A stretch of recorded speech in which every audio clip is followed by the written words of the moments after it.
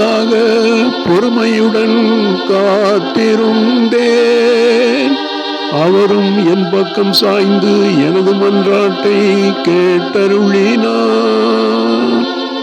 புதியதொரு பாடலை, நம் கடவுளை புகழும் பாடலை என் நாவினின்று எழச் செய்தார்.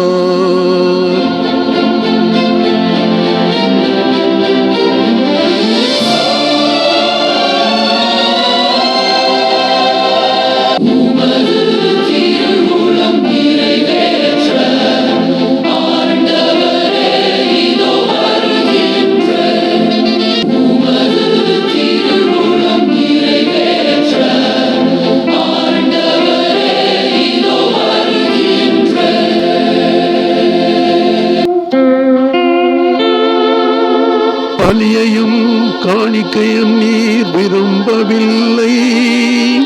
எரிபலியையும் பாவம் போக்கும் பலியையும் நீர் கேட்கவில்லை. ஆனால் என் செவிகள் திறக்கும்படி செய்தீர். எனவே இதோ வருகின்றேன்.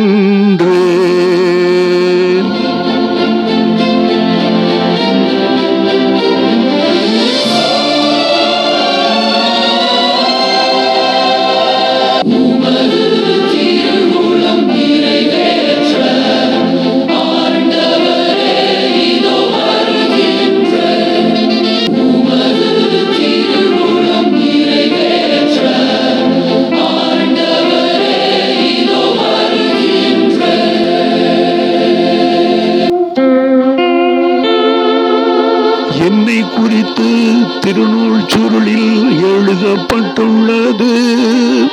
என் கடவுளே, உமது திருவுளம் நிறைவேற்றுவதில் நான் மகிழ்ச்சி அடைகின்றேன். உமது திருச்சட்டம் என் உள்ளத்தில் இருக்கின்றது என்றேன் நான்.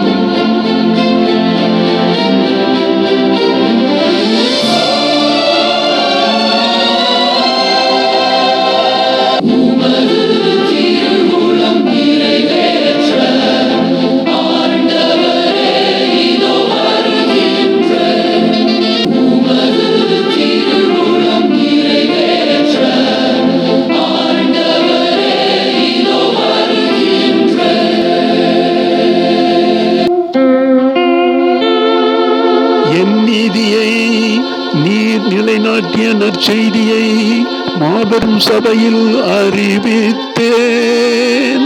நான் வாயை மூடிக்கொண்டிருக்கவில்லை.